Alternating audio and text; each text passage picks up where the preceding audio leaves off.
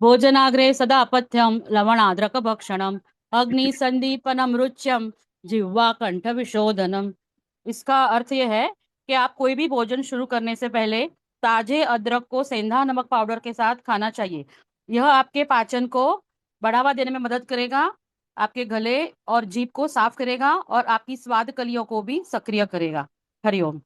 हमने दिनचर्या में देखा था, सबसे पहले प्रातः उठना, उसके पश्चात कर दर्शन, उसके पश्चात ऊषभपान था, शौच क्रिया, मंजन अर्थात दंत धावन, मुख प्रक्षालन, गंडूश अंजन आंखों के लिए, नस्य नाक के लिए, कर्णपूरण कानों के लिए, अभ्यंग अर्थात मालिश मर्दन, उसके पश्चात व्यायाम और क्षौर कर्म अर्थात दाढ़ी बनाना या बाल काटना, उसके पश्चात उद्वर्तन, स्नान, अंग पोंछना, अनुलेपन, वस्त्र परिधान और रत्नादि धारण, रत्न वगैरह, माला, सुवर्ण रत्न उनको धारण करना, रुद्राक्ष है या तुलसी की माला है उसको धारण करना।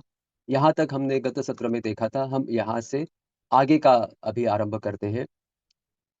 कपड़े पहनने के बाद रत्न वगैरह धारण करना है।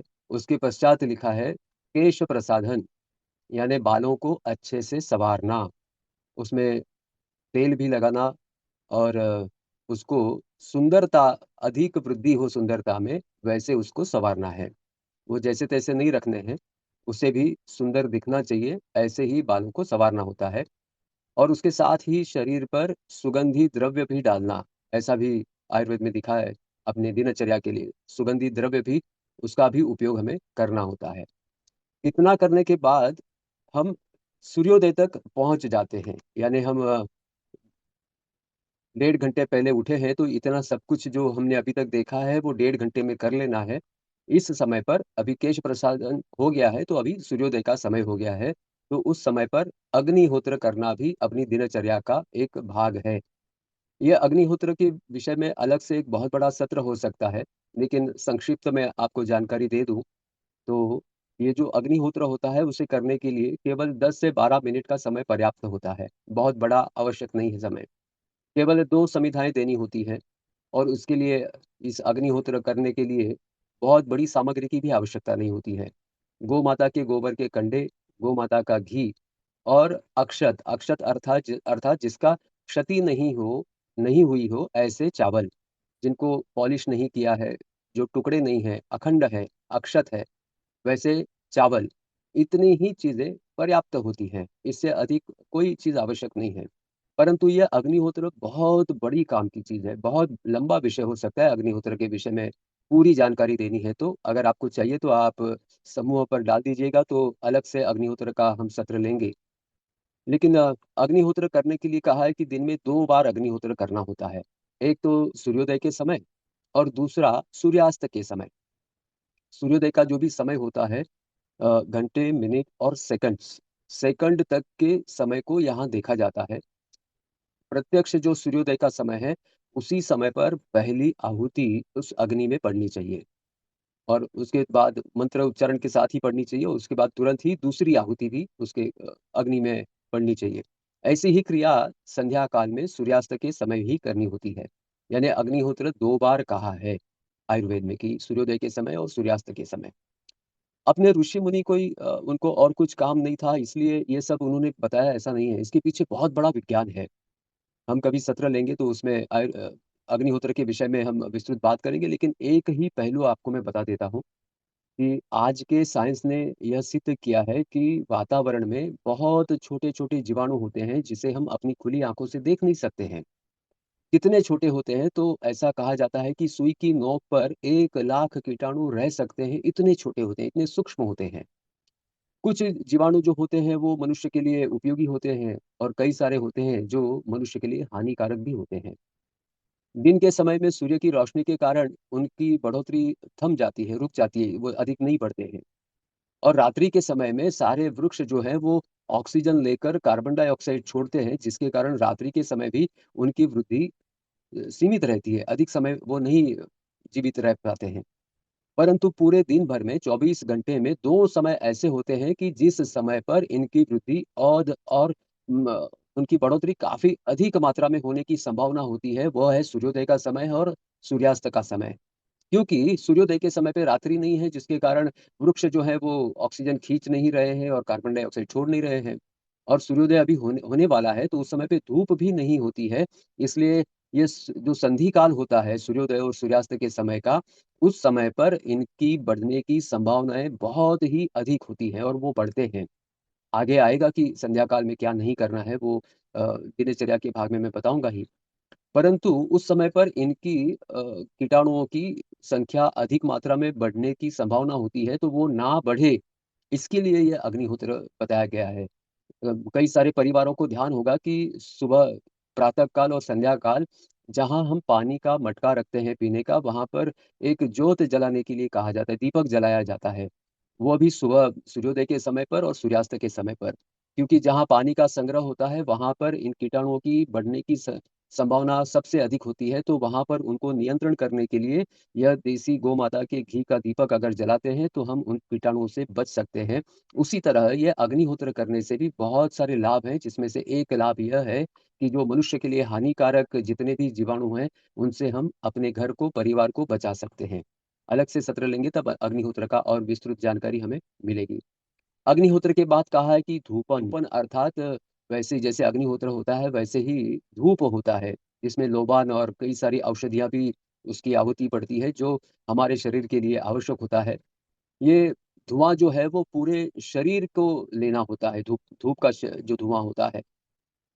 यह धूपन हम एक तो अ, अग्निहोत्र के पश्चात भी कर सकते हैं और दूसरा उसका समय जो अग्निहोत्र में दिया है आयुर्वेद में दिया है, वो कहा है कि स्नान के पश्चात तुरंत। यानी हमने पूरे कपड़े अभी तक पहने नहीं हैं, उस समय पर भी आप धूप कर सकते हैं या फिर अग्निहोत्र के बाद भी आप धूप कर सकते हैं। ये दोनों समय दिए हैं, जब हमने स्नान कर लिया है और पूरे कपड़े नहीं पहने हैं, उस समय पर अगर हम धूप लेते हैं, तो पूरे शरीर की कोशिकाओं को ये धुआँ मिल सकता है, जिससे हमारे शरीर को लाभ होता है। ये एक चिकित्सा पद्धति है धूप लेने की। आयुर्वेद में कहा है कि औषधि के 3 प्रकार होते हैं। एक घन औषधि होती है, एक प्रवाही औषधि होती है और तीसरी जो होती है वो वायु की औषधि होती है। वायु के माध्यम से घन अर्थात सॉलिड फॉर्म में होती है, प्रवाही अर्थात लिक्विड फॉर्म में होती है और वायु अर्थात गैस के फॉर्म में होती है। तो ये 3 प्रकार की औषधियाँ होती हैं। अ, अब अपने समाज में अभी तक तो ऐसा है कि हम घन और प्रवाही औषधियों पर ही निर्भर होते हैं, परंतु वायु के माध्यम से भी औषधि ली जाती है, जिससे शरीर को विविध हानियों से, बीमारियों से, रोग से हम बचा सकते हैं। जिसमें हम गूगल का उपयोग कर सकते हैं, दशांग का उपयोग कर सकते हैं। अलग बीमारियों के लिए अलग-अलग समिधाओं का उपयोग करने से वह जो धुआँ निकलता है, वो हमारे शरीर के लिए लाभकारक होता है। अगर कोई रोगी है, वह अगर घन या प्रवाही औषधि लेने से इनकार कर रहा है, मना कर रहा है, नहीं लेनी है, ऐसा अगर बोल रहा है, तो उनके लिए वायु की औषधियाँ बहुत ही कारगर होती हैं। क्योंकि कोई गोली या कोई दवा मुझे लेनी है, तो शायद मैं मना कर सकता हूँ या नहीं लूँगा मैं। परंतु वायु के रूप में अगर कोई औषधि आती है, तो मैं साँस तो रोक नहीं सकता हूँ, वो तो मेरे शरीर में जाने ही वाला है और वो शरीर में जाएगा, तो वो फेफड़ों के अंदर जाएगा, तो शरीर उसको एब्ज़ॉर्ब करने ही वाला है। देखो कैसा होता है कि हमने लिक्विड फॉर्म में या सॉलिड फॉर्म में कोई दवाई ली है, वो पेट में जाएगी, वो थोड़ा-सा डाइजेस्ट होगी, उसके बाद वो रक्त में जाएगी और उसके बाद उसका परिणाम आरंभ होगा। परंतु वायु के माध्यम से जो भी औषधियाँ हमारे शरीर में जाती हैं, उनका प्रभाव उसी क्षण से आरंभ हो जाता है। मैं उदाहरण से आपको समझाना चाहूँगा। जैसे हम साँस लेते हैं, तो साँस हमारे हवा जो हमारे शरीर में जाती है, फेफड़ों में जाती है, तो वो ऑक्सीजन को एब्ज़ॉर्ब करती है, प्राणवायु को। और वह प्राणवायु हर साँस के साथ शरीर में जाती है और उसी क्षण रक्त में मिश्रित होकर हमारे शरीर में जो कोट्यावधि पेशियाँ हैं, उन तक पहुँच जाती है। दूसरी साँस लेते हैं, फिर से ऑक्सीजन हमारे शरीर में जाता है, फिर से उसी क्षण वह हर पेशी तक पहुँच जाता है, हर सेल तक पहुँच जाता है। अगर वह ऑक्सीजन 1 मिनट भी लेट होता है वो सेल्स तक पहुँचने के लिए, तो वो सारी सेल्स मर जाएँगी। उनके साथ व्यक्ति की भी मृत्यु हो जाती है, साँस रुक जाने पर, यानी ऑक्सीजन ना मिलने पर। यानी प्रति क्षण ऑक्सीजन हम जो साँस लेते हैं, वो प्रति क्षण हर करोड़ों पेशियों तक पहुँच जाता है, तुरंत। अगर हम घन या प्रवाही औषधि लेते हैं, तो उनको हर पेशी तक पहुँचने के लिए कुछ समय लगता है। परंतु वायु रूप से अगर हम औषधि लेते हैं, तो वह तुरंत उसका असर हमें दिखने लगता है। एक साधारण उदाहरण दें तो रसोई घर में जो छौंका लगाते हैं गुजराती में जिसे वघार कहते हैं, वह अगर थोड़ा-सा भी तीखा हो गया तो उसी क्षण रसोई घर में या बाहर जितने भी लोग हैं जिनको वो खुशबू आती है तो तुरंत छींकना या खाँसना आरंभ हो जाता है, उसी क्षण हो जाता है। उसके लिए समय की कोई आवश्यकता नहीं होती है। तो ऐसे वायु के माध्यम से हमारे शरीर में हम औषधियाँ पहुँचा सकते हैं जिसका हमें लाभ होता है। धूपन यह सभी रोगों के लिए फ़ायदा करता है। ये धूप से जो औषधियाँ हम किसी को देनी चाहते हैं, तो उसकी अनुमति की भी आवश्यकता नहीं होती है। इसलिए हमारे यहाँ जो पहले समय में यज्ञ होते थे, वो यज्ञ खुले जगह पर होते थे, जिससे वह वातावरण में धुआँ फैलने से उस वातावरण में आस-पास में जितने भी लोग रहते हैं, उस यज्ञ के लिए जितने भी लोग एकत्रित हुए हैं, उन सबको उसका फ़ायदा होगा। इसलिए यज्ञ खुले में किया जाता था। अगर मैं घर में अकेला एक कमरे में बंद करके मैं अगर धूप लेता हूँ, तो केवल मुझे ही उसका लाभ होगा। परंतु वो कमरे का दरवाज़ा खोलकर मैंने धूप किया है, तो घर में जितने भी लोग हैं, उनको सबको उसका लाभ होगा। और वैसे ही मैंने घर के बाहर आंगन में बड़ा यज्ञ करके मैं धूप करता हूँ, तो मेरे घर के आस-पास के जितने भी घर हैं, उन सबको लाभ होगा। उनकी अनुमति लेने की भी आवश्यकता नहीं होती है। यह धूप कल्प अध्याय करके एक जो पुस्तक है, उसमें औषधि का सारी विवरण दिया है। एक कई वर्षों पहले नेपाल के राजा हो गए थे, उन्होंने भी एक ग्रंथ लिखा है, धूपकल्प नाम का। जो धूप की चिकित्सा के वो बहुत ही विद्वान थे और उनके पास कई सारे रोगी आते थे, उनको विविध औषधियों का धूप लेने के लिए बताया जाता था नेपाल के राजा द्वारा और उनसे वे चिकित्सा करते थे। धूप के माध्यम से चिकित्सा करने का काम उनका था। चरक मुनि ने भी कई सारे ज्वर के लिए या कई सारी बीमारियों के लिए भी धूप के लिए बताया गया है कि धूप लेने से ये ठीक हो सकता है। प्रसूति भी नॉर्मल होने के लिए भी विविध औषधियों का धूप लेने से वो प्रसूति भी नॉर्मल होने की अधिक संभावना होती है और प्रसूति के बाद भी कई दिनों तक धूप लेने के लिए बताया है, धुआँ लेने के लिए क्योंकि उसके भी बहुत सारे फ़ायदे हैं। वो विषय काफ़ी लंबा हो जाएगा। आँख आने की जो बीमारी होती है, उसके लिए भी देसी घी का धूप लेते हैं, तो वो आँख आने की बीमारी भी तुरंत ठीक हो जाती है। ऐसे कई सारे इसके लाभ हैं धूपन के भी, तो यह आप या तो स्नान के पश्चात तुरंत या फिर अग्निहोत्र के बाद धूपन कर सकते हैं। इसके बाद जो कहा है कि दिनचर्या का जो भाग है, वह है पूजा-पाठ। हम जिस किसी भगवान को मानते हैं, जिस किसी देवता को हम मानते हैं, उनकी हमारी यथोचित जो भी पूजा है, वह पूजा करना यह भी हमारी दिनचर्या का भी एक भाग है। फिर उसमें केवल मंत्रोच्चार ही नहीं तो आप षोडश पूजन भी कर सकते हैं और साथ में मंत्रोच्चार भी कर सकते हैं और संभव हो तो थोड़ा-सा ध्यान, यह भी हम उसके साथ कर सकते हैं। उसके बाद बताया है कि भोजन, भोजन या फिर अभी के समय में जिसे कहते हैं अल्पोपहार, अल्पाहार या भोजन। आयुर्वेद में कहा है कि भोजन कितने समय करना है, कितनी बार करना है, तो कहा है कि हम अग्निहोत्र जितनी बार करते हैं, उतनी बार ही भोजन करना है। कोई भी अन्न खाना है, तो अन्न के लिए दिन में केवल 2 समय दिए हैं। जैसे हम अग्निहोत्र 2 बार ही करते हैं, सूर्योदय और सूर्यास्त के समय, वैसे ही भोजन भी 2 बार करना है। सूर्योदय से प्रथम प्रहर में कुछ नहीं खाना होता है। अर्थात मान लो सुबह प्रातः 6 बजे सूर्योदय होता है, तो 1 प्रहर जो होता है, वो 3 घंटे का होता है। तो प्रातः 6 बजे से 9 बजे तक कोई भी अन्न नहीं खाना है। भोजन जो है वो पहले प्रहर में बिल्कुल ना करें और भोजन करना होता है वो दूसरे प्रहर में करना अर्थात प्रातः काल 9 बजे के पश्चात ही भोजन करना होता है। अगर सुबह भूख लगती है तो दूध अवश्य पी सकते हैं। दूध के लिए कोई मना नहीं किया है। कई जगह पर ऐसा उल्लेख आता है कि दूध रात को पीना अच्छा होता है, आयुर्वेद में। इसका अर्थ दिन में दूध पीना अच्छा नहीं है, ऐसा बिल्कुल नहीं है। उसके पीछे भी वैज्ञानिक कारण है। उसका कारण ऐसा होता है कि रात भर गाय जो होती है, वो सोई रहती है, उसकी शरीर की हलन-चलन नहीं होती है। तो प्रातः काल जब दूध देती है गाय, तो गौ-माता का हलन-चलन नहीं हुआ है, तो वो दूध थोड़ा भारी होता है। इसलिए पहले के समय में अपने घरों में जो भी दूध निकाला जाता था गौ-माता का 2 बार, तो प्रातः काल का जो दूध होता था, वो पीने के लिए उपयोग में नहीं लेते थे। उसका दही, छाछ और घी बनाने का उपयोग होता था और पीने के लिए संध्या काल का जो दूध होता था, उसे पिया जाता था क्योंकि दिन भर गाय चर के आई है, हलन-चलन बहुत अच्छा हुआ है, तो संध्या काल का जो दूध होता है, वो थोड़ा हल्का होता है, जो पचन के लिए बहुत ही आसान रहता है। इसलिए संध्या काल के पश्चात रात को दूध पीने के लिए उसके लिए अच्छा कहा है। इसका अर्थ ये नहीं कि दिन में हम दूध नहीं पी सकते, दिन में भी पी सकते हैं। दूध में अगर घी मिलाकर पीते हैं तो वो पाचन के लिए आसान हो जाता है।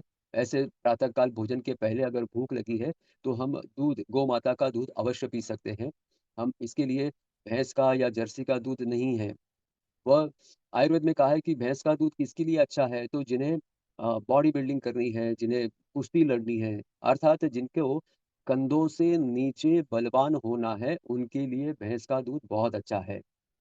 जिन्हें अनिद्रा की बीमारी होती है, जिन्हें नींद कम आती है, नींद जल्दी नहीं आती है, ऐसे लोगों के लिए भी भैंस का दूध अच्छा उपाय रहता है। भैंस का दूध पीने से नींद जल्दी आती है और अच्छी आती है और गहरी नींद आती है भैंस के दूध से। परंतु उसका एक दुष्परिणाम ऐसा है कि जिससे मस्तिष्क का विकास बिल्कुल नहीं होता, केवल और केवल शरीर का विकास होगा। मस्तिष्क का विकास के लिए केवल गोमाता का ही दूध कहा गया है और किसी भी प्राणी का दूध मस्तिष्क के विकास के लिए नहीं है। इसके लिए कई सारे प्रयोग हुए हैं। विस्तृत जानकारी चाहिए तो वो प्रयोगों को भी मैं आपके साथ साझा कर दूँगा कि कैसे-कैसे प्रयोग करके गोमाता को दूध जो है वो सर्वश्रेष्ठ बताया गया है। इसलिए सुबह भोजन के पहले भूख लगी है तो दूध पी सकते हैं 9 के पहले। परंतु भोजन जो है वो पहले प्रहर के बाद ही हमें भोजन करना होता है। प्रथम प्रहर के बाद अर्थात 9 बजे के पश्चात हम भोजन कर सकते हैं और दूध हम रात्रि तो अच्छा ही है, सुबह भी दूध पी सकते हैं। सुबह दूध लेने के लिए कोई निषेध नहीं कहा है। तो इसके बाद जो बताया है कि भोजन के समय में भोजन में क्या खाना और क्या नहीं खाना है, इसके लिए कहा है कि ऋतुमान जैसे-जैसे बदलता है, वैसे-वैसे अपना अन्न भी बदलना चाहिए। हम जब ऋतुचर्या देखेंगे तो उस समय पे भोजन में किस ऋतु में क्या भोजन करना और क्या भोजन नहीं करना, यह भी हम देखेंगे। लेकिन भोजन के लिए कुछ संकेत ऐसे हैं कि पालथी लगाकर ही बैठना चाहिए भोजन करने के लिए। भोजन करने के लिए बैठने के पहले अपने पैर सादे ठंडे पानी से धोकर आकर बैठना चाहिए। ऐसे ही गंदे पाँव लेकर नहीं बैठना है। पाँव धोकर बैठना है, हाथ तो धोना ही है, इसको बताने की आवश्यकता नहीं है। और भोजन किस पात्र में करना, तो इसके लिए आयुर्वेद में जो बताया है कि काँसे की थाली में अगर हम भोजन करते हैं, तो वह हमारे स्वास्थ्य की बहुत अच्छी रक्षा हो सकती है। इसका अर्थ बाकी के धातु काम के नहीं है क्या? है ना? परंतु काँसे की एक विशेषता ऐसी है कि मान लो गलती से जो भी अन्न हमारी थाली में परोसा जाता है, गलती से अगर उसमें कुछ विषैला पदार्थ आ गया जो शरीर को नहीं खाना चाहिए, ऐसी कोई चीज़ आती है और वह काँसे की थाली थाली में परोसी जाती है, तो जिस जगह पर उसे परोसा है, उतना भाग जो है, उतना क्षेत्र जो है, काँसे की थाली का वो काला होने लगेगा। हमने थाली में जो कुछ भी परोसा है, वह अगर उसका रंग काला होने लगा है, तो ये हमारे शरीर के लिए योग्य नहीं है। यह आसानी से पता चल जाता है। इसका और एक नियम है कि नई थाली अगर ली है काँसे की, उसमें अगर पहली बार जो भी व्यक्ति भोजन करता है, उसके पश्चात उस थाली में और कोई व्यक्ति भोजन नहीं कर सकता। फिर जीवन भर उस थाली में केवल वही व्यक्ति भोजन करेगा। यह नियम केवल काँसे की थाली के लिए नहीं है। यह नियम इसके साथ मट्टी की जो थाली होती है, उसके लिए भी यही नियम लगाया है कि एक बार मिट्टी की या काँसे की थाली में जो पहली बार भोजन करेगा, उस थाली में और कोई व्यक्ति फिर भोजन नहीं कर सकता, वह थाली उसी के लिए रहेगी।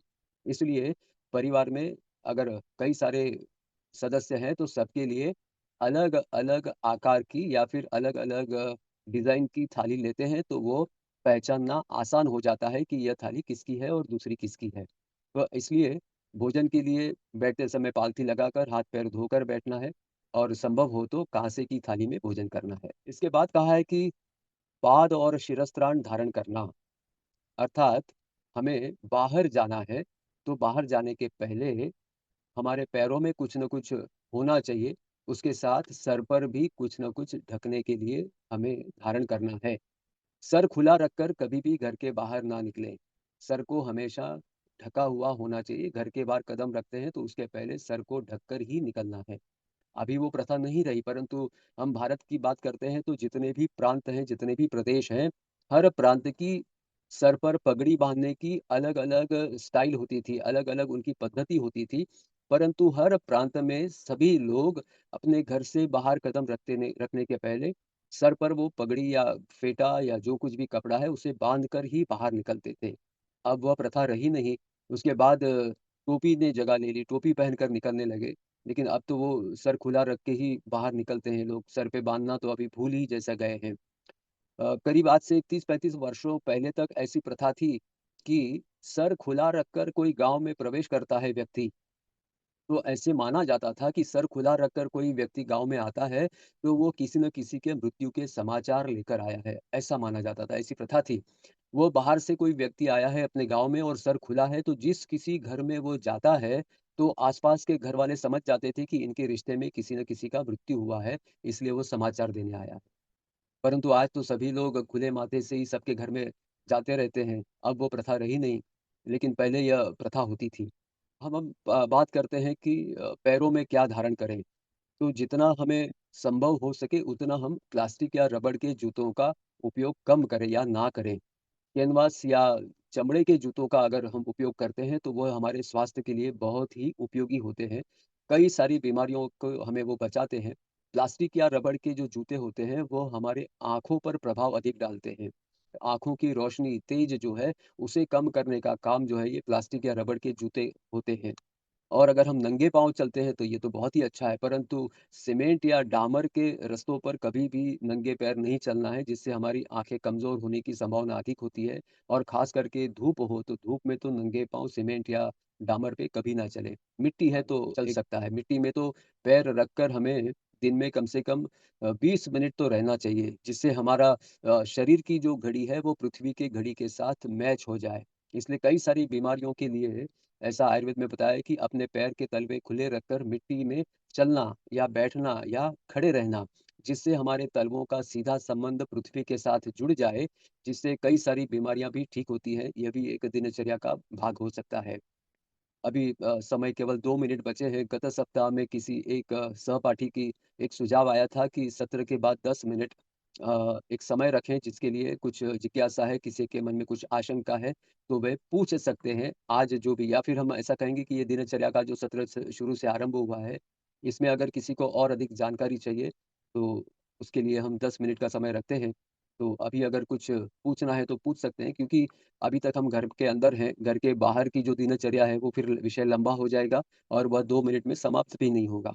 इसलिए अभी से हम 10 मिनट रखते हैं किसी को जिज्ञासा है, कुछ अधिक जानकारी चाहिए तो वे पूछ सकते हैं। जी, मैं ये पूछना चाह रही हूँ कि आपने बताया था ब्रश करने के बाद हमको जल पीना चाहिए। तो जी, अभी तक तो हम बिना ब्रश किए ही पानी पी रहे थे, तो वो गलत होगा? आपका परिचय दीजिए? मैं दीपाली जाजू बात कर रही हूँ। हाँ जी। दीपाली जी ऐसा है कि जो प्रातः काल पानी पीने की बात है, जिसे ऊषःपान कहा जाता है, हुँ। वह ऊषःपान सूर्योदय के पहले करते हैं तो वो लाभ देगा, सूर्योदय के बाद करते हैं तो वो हानि करेगा। इसमें भी मैंने बताया था कि ब्रश करने के यानी दंत धावन करने के पहले अगर आपको वो ऊषःपान करना है, पानी पीना है, तो उसके लिए बताया कि आपको अगले दिन के रात में क्या भोजन किया है, वह देखना आवश्यक होता है। क्योंकि अगले दिन की रात में अगर आपने कुछ मसालेदार या तीखा या प्याज़, लहसुन ऐसा कुछ खाया है जिसमें बहुत खट्टा, तीखा, चटनी या फिर बेकरी के कुछ आइटम ऐसा कुछ खाया है आपने और उसके बाद अगर आप मुँह धोए बगैर पानी पीते हैं, तो ये हानि करेगा। अगले दिन रात को अगर आपने सात्विक भोजन किया है, तो मुँह धोए बगैर आप ऊषःपान कर सकते हैं, लेकिन ऊषःपान का अर्थ यही होता है कि सूर्योदय से पहले पानी पीना। क्योंकि उस समय पे जहाँ तक मुझे ध्यान में है कि मैंने बताया था कि 8 अंजुली पानी पीना हुँ, है, अर्थात 650 से 800। 800 एमएल तक पानी पीना होता है। इतनी बड़ी मात्रा में पानी केवल ऊषःपान के लिए ही पिया जाता जाना चाहिए। बाकी दिन भर में कभी भी इतनी बड़ी मात्रा में एक साथ पानी नहीं पीना है, थोड़ा-थोड़ा करके बहुत बार पानी पीना है। तो ये अगर हमने रात को कुछ तीखा, मसालेदार, खट्टा ऐसा कुछ खा लिया है, तो हम ब्रश करके ही पानी पीना उचित है। और अगर सात्विक भोजन किया है, तो ब्रश करने के पहले हम पानी पी सकते हैं, लेकिन वही नियम है कि वो सूर्योदय के पहले होना चाहिए। ओके, और हमेशा लुकवार्म ही वाटर पीना चाहिए, मतलब गुनगुना पानी, या नॉर्मल रूम टेम्परेचर वाला हम लोग पी सकते हैं पानी? हाँ। उसमें आयुर्वेद में ऐसा बताया है कि रूम टेम्परेचर का पानी जो पीना है, उसके लिए कई सारे नियम बताए हैं। और गर्म पानी यानी गुनगुने पानी के लिए कोई नियम नहीं है। अर्थात नियम ऐसे हैं कि शरीर में जब भी कोई बदलाव होता है, तो उस बदलाव के तुरंत बाद कभी भी रूम टेम्परेचर का पानी नहीं पीना है। जैसे नींद से उठे हैं तो तुरंत पानी नहीं पीना है। हमें पेशाब करके आए हैं तो तुरंत पानी नहीं पीना है। हम शौच के लिए टॉयलेट जाके आए हैं तो भी तुरंत पानी नहीं पीना है। भोजन कर लिया है तुरंत पानी नहीं पीना है। बाहर धूप से घर में आए हैं तो भी तुरंत पानी नहीं पीना है। हमारे यहाँ तो ऐसी प्रथा थी कि बाहर से कोई व्यक्ति आता है तो पहले उसे थोड़ा-सा गुड़ खिलाया जाता था, क्योंकि वो गुड़ खाएगा तब तक 10, 12, 15 मिनट हो जाएँगे, उसके बाद वो अगर पानी पीता है तो चल सकता है।